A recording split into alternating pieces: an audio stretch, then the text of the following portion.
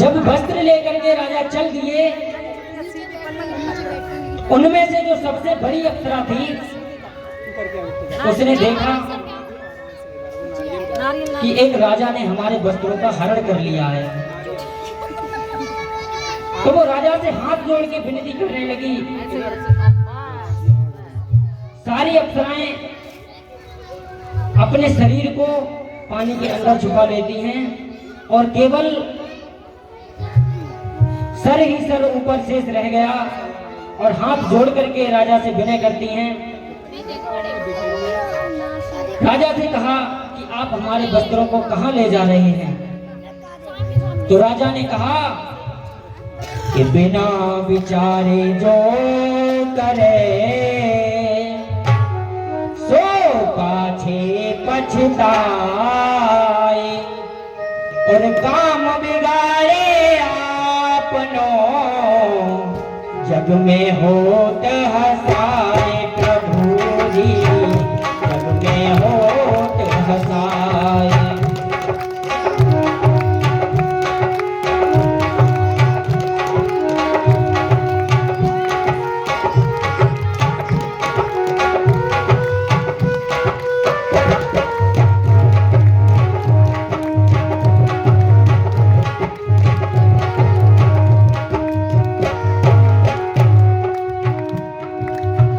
बिना विचारे जो करे सो पाछे पछताए काम बिगाड़े आपनो जग में होत हसाए। प्रभु जी जग में होत हसाए।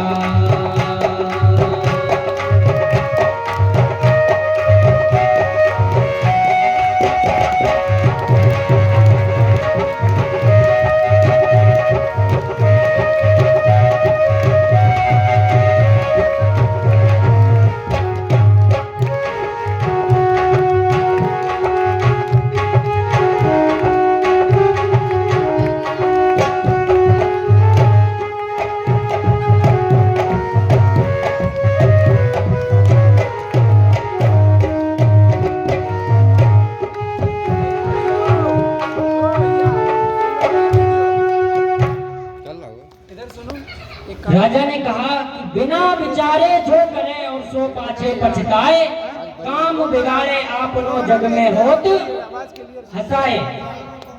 यानी राजा ने कहा जब आपने अपने वस्त्रों को उतार करके जब आप स्नान करने गई थी तब आपने एक भी बार विचार किया था? राजा ने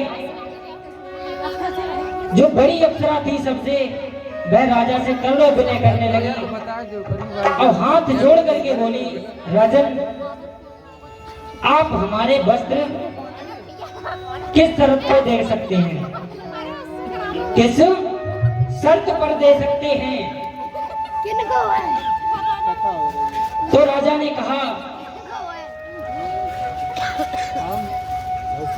जो आप में से सबसे छोटी जो अप्सरा है, हमारा उसने मन मोह लिया है। तो जो बड़ी अप्सरा थी उसने कहा कि आप हम तीनों में से किसी के साथ भी चाहें उसके साथ अपना विवाह कर सकते हैं, लेकिन जो ये सबसे छोटी अप्सरा है, हम चारों ही देवराज इंद्र की अप्सराएं हैं, हम देवलोक से आई हुई हैं। राजा ने कहा पहले आप अपना परिचय दो, अपना नाम बताओ। बड़ी अप्सरा कहने लगी हमारा नाम तिलोत्तमा है और जो सबसे छोटी अप्सरा है इसका नाम उर्वशी है। तिलोत्तमा ने बहुत विनय की, लेकिन राजा गंगाराव कहने लगे अगर आपके विनय करने से हमारी मन की इच्छा पूर्ण हो जाती तो हमें आपके वस्त्रों को हरण करने की आवश्यकता ही क्या पड़ती। तो जो बड़ी अप्सरा तिलोत्तमा थी वो कहने लगी कि हम तीनों चारों में से उर्वशी को छोड़ करके आप तीनों में से किसी के साथ भी विवाह कर सकते हैं। तो राजा ने कहा कि हमें उर्वशी ही चाहिए। तो तिलोत्तमा कहने लगी आप एक काम करें,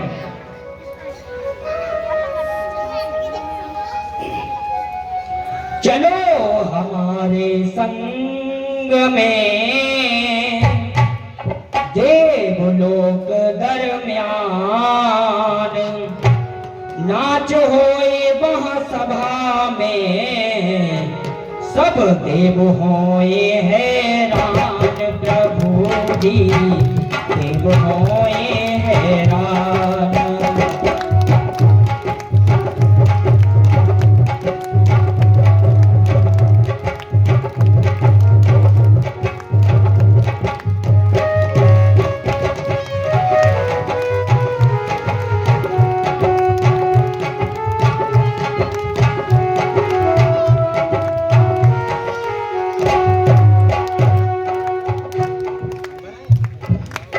तिलोत्तमा ने कहा कि हे राजन आप हमारे साथ चलिए और आप देवराज इंद्र से इस छोटी अप्सरा को आप मांग सकते हैं। तो राजा गंगाराव ने कहा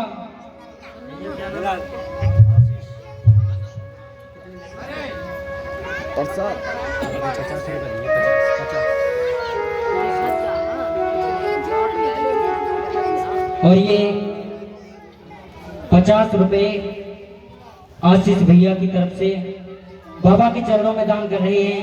बाबा सुख शांति रखे, सारी मनोकामनाएं पूर्ण करें। और ये जहांगीर बाबा की जय हो। तो चारों अप्सराओं ने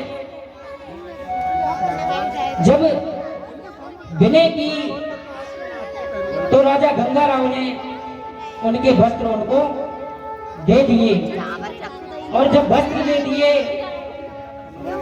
स्वर्ग से विमान आया और चारों अप्सराओं के साथ राजा गंगाराव देवराज इंद्र की राज्यसभा में पहुंचे। राजा को संग ले परी गई इंद्रलोक दरबार, सभा सजी थी स्वर्ग की हो रही जय जयकार प्रभु जी हो रही जय जयकार।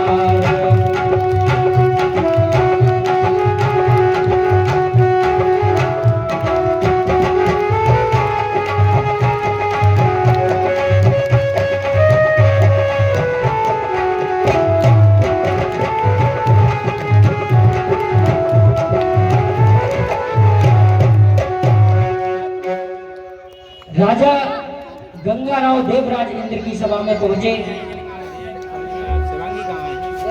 राजा इंद्र ने आदेश दिया तो चारों अप्सराएं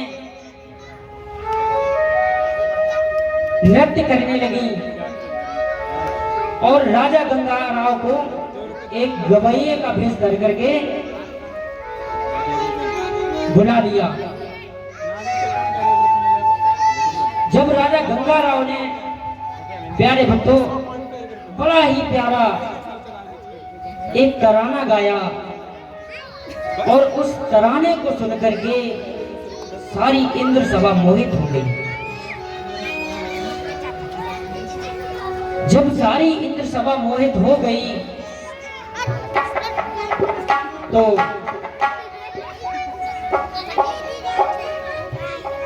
राजा इंद्र ने चारों अप्सराओं को भी इनाम दिया और बाद में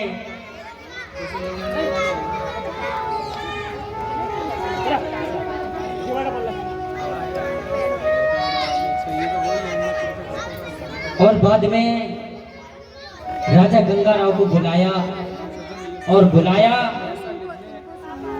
तो राजा गंगाराव ने क्या किया, तेरे भक्तों देवराज इंद्र ने राजा गंगाराव से पूछा कि आप क्या मांगना चाहेंगे।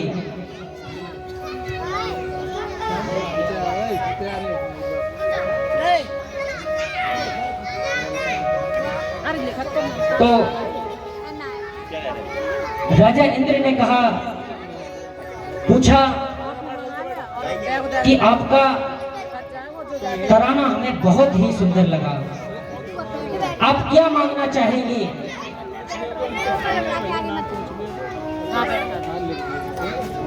तो राजा गंगाराव ने कहा,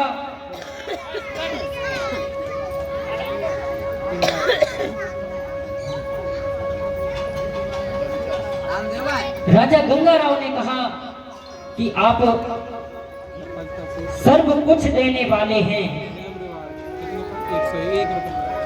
और हम आपसे क्या मांगे। फिर भी राजा गंगाराव ने कहा, अरे दे दो राजन, मैं कैसे भरोसा कर लूं। आपने कहा है कि जो चाहो वो मांग लो। राजन मैं भरोसा नहीं कर सकता। अरे कर लो भरोसा कैसे, मांगोगे दोगे कोई। अरे कर लू भरोसा कैसे, मांगोगे दोगे कोई। भर लो दरवाजा राजन,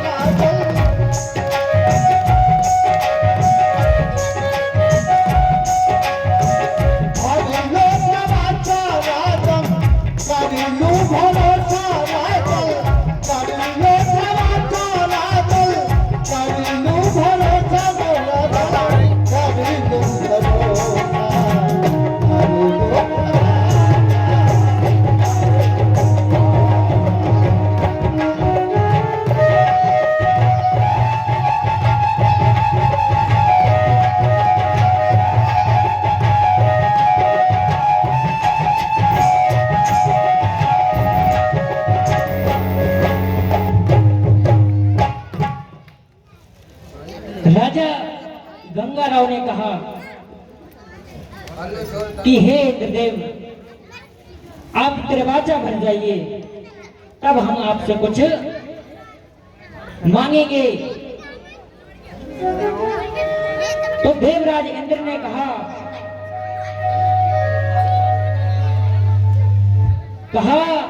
देखिए ये जहांगीर की कथा है।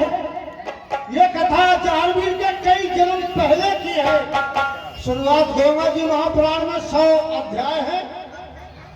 जिस किसी भाई को यदि कोई बात समझ में ना आए तो वो पूछ सकता है, क्योंकि श्रीमद् भागवत महापुराण की कथा तो आप लोगों ने सबने सुनी है, बहुत सुनी है, सबके मन में बसी भी है। मगर ये नई कथा है जहांगीर गंगा पुराण की। अगर किसी भाई के समझ में या किसी माँ बहन के समझ में ना आए तो वो पूछ सकता है, उसका सही उत्तर जो होगा वो आपको दिया जाएगा। धन्यवाद। तो देवराज इंद्र ने कहा कि दरवाजा नाथ में भरता हूँ और मैं अपना वचन निभाऊंगा, और जो तुम मांगोगे राजन में वही आपको कहाऊंगा।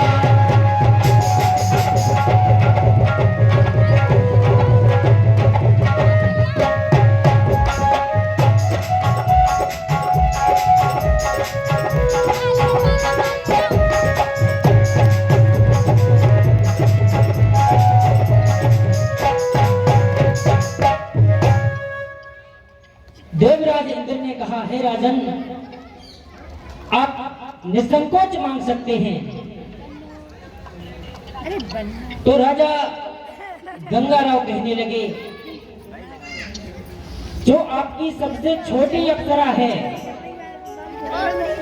जो आपकी सबसे छोटी अप्सरा है,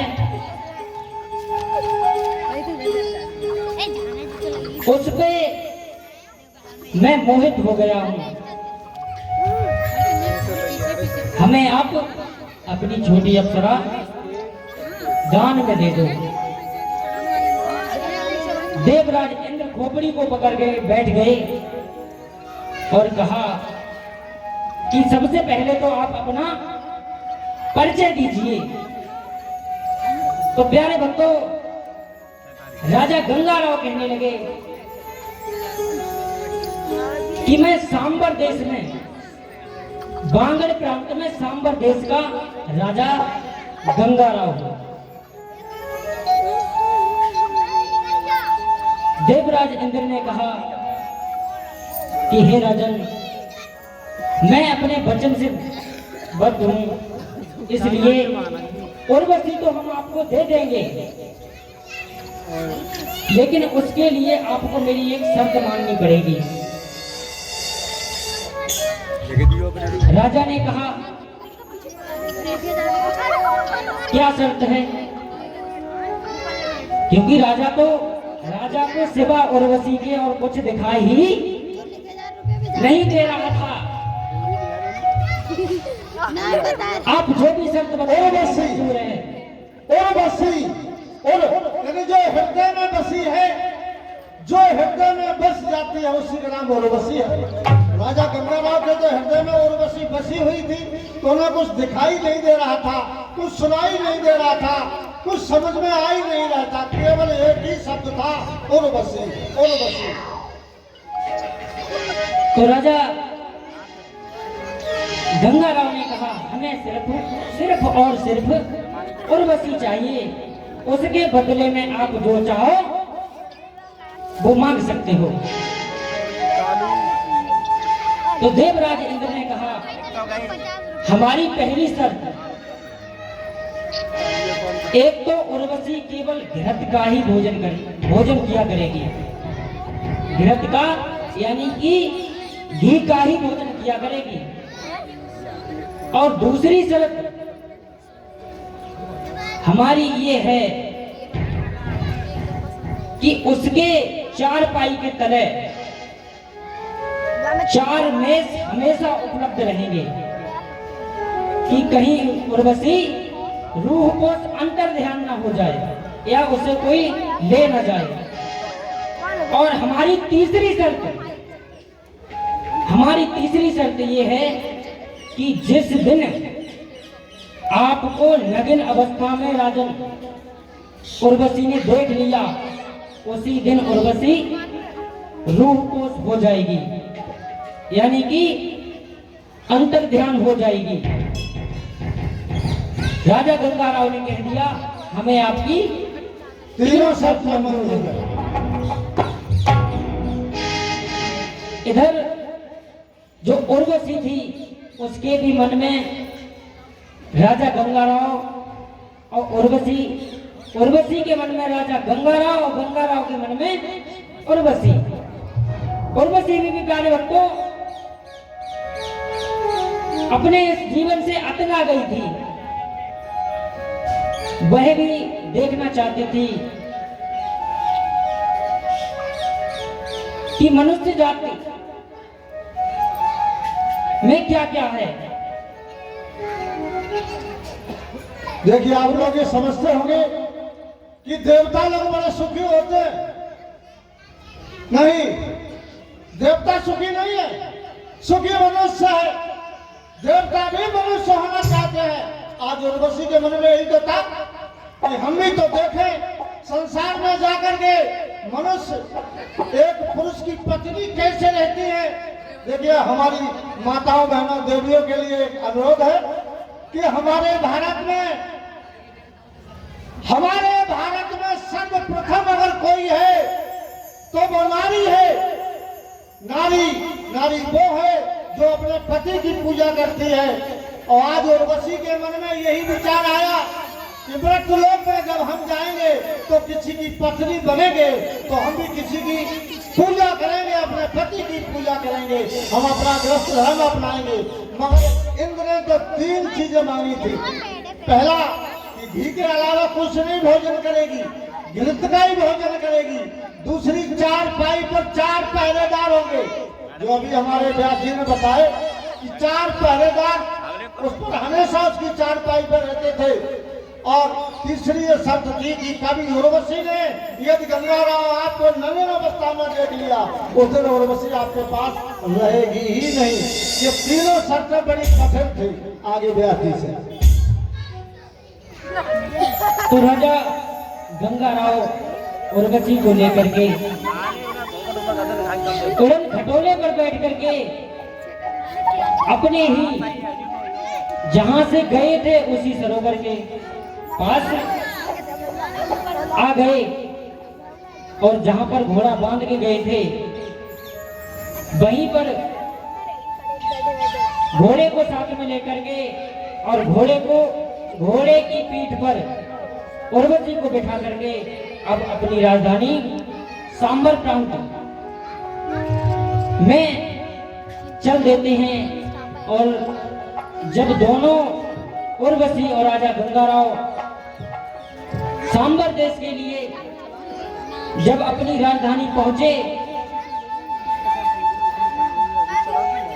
तो प्रजाजनों ने देखा, क्या देखा? श्रृंगार देख कर उर्वशी का हैरत में नर नार, ऐसी खिल रही अप्सरा जैसी धूप।